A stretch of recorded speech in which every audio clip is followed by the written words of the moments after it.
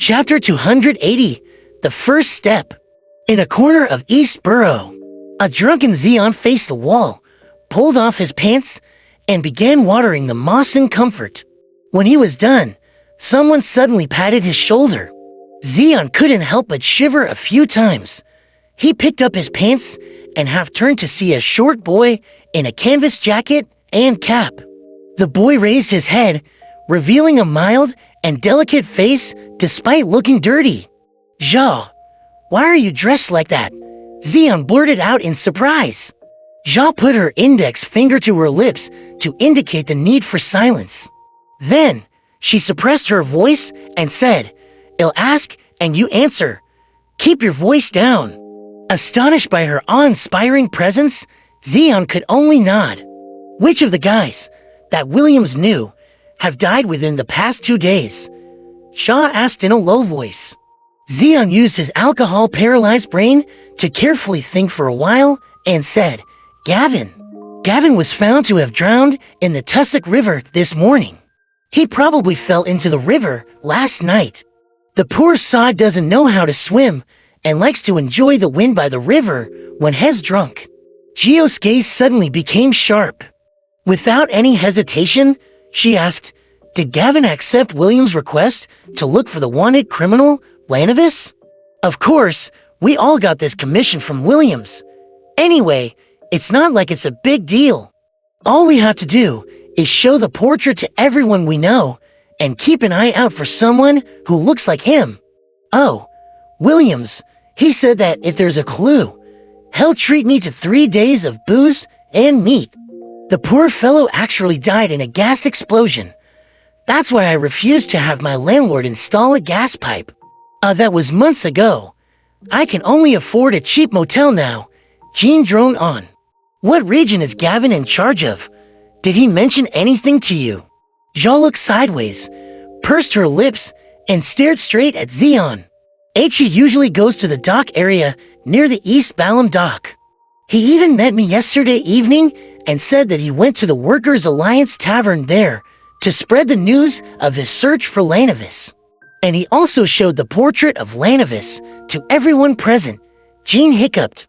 There were many docks in Backland, most of which were considered as the dock area and designated as shipyards. "And after that, did Gavin say what he was going to do?" Shaw asked again, frowning doubtfully. "Of course, drinking. He planned to have a good drink and then find a place to sleep. Oh, the poor sod must have felt hot from drinking and wanted to take a bath in the river. But he forgot he couldn't swim, and it's almost winter." Zeon sighed again. This Gavin didn't discover anything. He had gone to the Workers' Alliance Tavern in East Balam Dock and distributed leaflets to search for Lanovis, but ended up meeting his demise. It even implicated Williams. The murderer's reaction can no longer be described as extreme anymore. He's simply a lunatic? If I were Lanovis, the easiest option would be to immediately move somewhere else and avoid being found. Unless he's embroiled in something and cannot leave anytime soon, but I wasn't the only one looking for him. There are also many bounty hunters. He may kill Williams, but can he kill that many people? If he had the ability, he would kill off everyone who spread wanted posters in Civil House Yard." Zhao was completely befuddled by the entire matter, just like how she found William's death was impossible. In the end, she decided to report the problem to Miss Audrey first, and then head to the Workers' Alliance Tavern in East Balam in disguise. She wouldn't make any inquiries, and only observe to see if there was anyone suspicious. Sherwood Borough, Rice Police Station. Once again, Klein found himself huddled on a backrest-equipped bench with thieves and drunkards. How unlucky to think that I would run into the police and fail to take a detour in time. It's all because of that damn serial killer. As Klein cursed that particular person, he thought about how to hide his charms and the herbal powder he couldn't explain away and dodge the body search that followed. He had tried to put them in his black gloves, then find a chance to slip them into a hidden spot in the police station, only to retrieve them when he left. Just then, his eyes lit up and he saw the young lawyer, Jurgen Cooper, with his hair neatly combed back. He was dressed like he was attending a banquet. Just as Cooper came over, he was accompanied by a police constable. "You can leave after signing your name," Jurgen said with his usual serious expression. "Is that all?" Klein asked in surprise. Jurgen nodded slightly. "Yes, they know you're a well-known detective." "What kind of reason is this?" Klein didn't dare to ask further. He immediately got up and followed after Jurgen, who was wearing a long black tweed coat. He signed his name at a leisurely pace before leaving. The weather was different from the last time he was led out from the police station by Jurgen. There was no rain, and only thick clouds obscuring the crimson moon and stars. The streets were illuminated by gas lamps that lined both sides of the streets. "Thank you so much. I've troubled you once again." Klein briskly walked forward and came to Jurgen's side. Jurgen turned his head to look at him and said to him without a smile, "There's no need to thank me. This is my job, £2." Klein sized him up seriously and revealed a smile. "Okay." His wallet was bulging recently, and he produced two £1 notes at once. Without a trace of politeness, Jurgen received the payment and said, "If you're willing to enter into a formal partnership, then every time you come to the police station, it'll only charge you £1. Of course, not for the cases that are serious. You have to understand that a large portion of the fees I charge will go to the office. It's as if I would frequently be invited to the police station for some coffee in the future, please. They don't even give coffee. There's isn't even a cup of water." Before Klein could answer, he heard Jurgen add, "For a private detective, getting in and out of the police station is something that happens every once in a while. It's an occupational hazard. Well, I know very well that every private detective has a problem with the illegal bearing of arms and the illegal trespassing in other people's homes. Your response this time was very good. The police couldn't find enough evidence to prove that you were bearing a gun illegally, and the explanation for the gunpowder reaction on your body was quite sufficient. The name Quelaw Club was enough to convince them. Otherwise, you most likely would have had to go to the magistrate's court. So, you're not a suspect, but a good citizen. A good citizen who picked up a gun and handed it in. So there was no need for a body search. All right, but I lost a revolver and the corresponding bullets.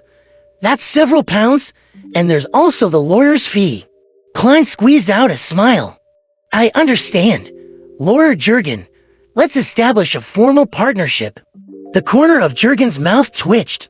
With an extremely professional smile, he extended his hand and said, "I hope for a pleasant partnership. I sincerely hope that I don't have to see you too often at the police station." "That's not something that's up to me to decide." Klein gave a self-deprecating laugh. Back at 15 Minsk Street, Klein eased himself with a hot bath. But at that moment, he once again heard illusory prayers coming from a woman. "Miss Justice, is there a clue regarding Lanovis?" Klein suddenly jumped out of the bathtub, quickly dried his body, put on his clothes, and went above the gray fog. Staring at the constantly expanding and shrinking crimson star, he extended his spirituality and chose to listen. "The fool that doesn't belong to this era. Honorable Mr. Fool, there's been a problem with the investigation of Lanovis. Justice, who was wearing a white gown for an unknown reason, recounted the explosion that happened on Darabi Street in East Borough, as well as Gavin's drowning. As a telepathist who had already gained some mastery, she didn't add her own guesses, lest it affect the judgment of Mr. Fool." After listening carefully, Klein frowned, feeling that the killer's reaction was unimaginably extreme. Unlike Rear Admiral Hurricane Kalongos, Lanovis, as a swindler, would immediately move if he discovered anything was amiss. That should be his professional instinct. There's no reason to follow the clues in reverse and kill those who are seeking him. According to this standard, 80% of East Borough's bounty hunters would die. This would cause a sensation and caused the case to be taken over by the Night Hawks, mandated punishers, or machinery hive mind. HMM has the benefits Lanavis gained, from the ritual of praying to the true creator to send his son down, left him mad. This is very consistent with the style of the true creator. However, the problem lies with the fact that it would be difficult for a lunatic to hide himself apart from the potential. Klein fell into deep thought and was in no hurry to respond to Miss Justice. He had read the newspapers and known about the explosion, so he used dream divination to recall the details. Then he wrote a new divination statin, Clusto the explosion in Dravi Street. As he recited it silently, he leaned back in his chair and entered a dream. He saw a 3-story, grayish-blue apartment. On the 3rd floor of the apartment, a room had lost its windows and half the wall had been destroyed. It was filled with signs of an explosion. The scene quickly shattered. Klein woke up from his reverie as he tapped the edge of the table and thought to himself, the clues are at the scene of the crime? This revelation can also mean that the murderer is still watching the crime scene and wants to finish off the person who comes to investigate the matter. Yes, this will give him a chance to find the person who recently issued the bounty for Lanavis. I'll visit the crime scene in disguise and see if I can find the killer. Even if he isn't Lanavis, he must surely be connected to Lanavis. But he must have hidden himself very well. How can I find him without attracting his attention? A thought flashed as Klein's eyes was cast onto the all-black eye on the long bronze table. This was a beyonder characteristic left behind by the Nimblewright Master Razago. In the real world, I can't use this item to manipulate those strange threads. Because of the residual mental corruption from the true creator, there will be irreversible harm after interacting with it for a certain amount of time. However, if it was used temporarily, I can use the threads to find a hidden person. That's something acceptable. It's just like how I use it to determine if Miss Bodyguard had left previously. Klein narrowed his eyes, removed his spirit pendulum, and divined if his trip would be dangerous. The answer was positive, but the amplitude and frequency of the spinning weren't excessive. That's acceptable. Klein was silent for a few seconds before returning to the real world. Then, by summoning himself, he placed the all-black eye into an iron cigarette case and brought it back to his bedroom. After changing his clothes, sticking his beard on, and getting ready, Klein came before the mirror and examined himself. The faint scholarly vibe that he had was completely concealed by the beard on his face, and his brown eyes seemed to be like an ancient pool, which hid and sealed something within. Compared to when he was in Tingen City, Klein almost didn't recognize himself. One by one, he stretched out his fingers and clenched them into a fist.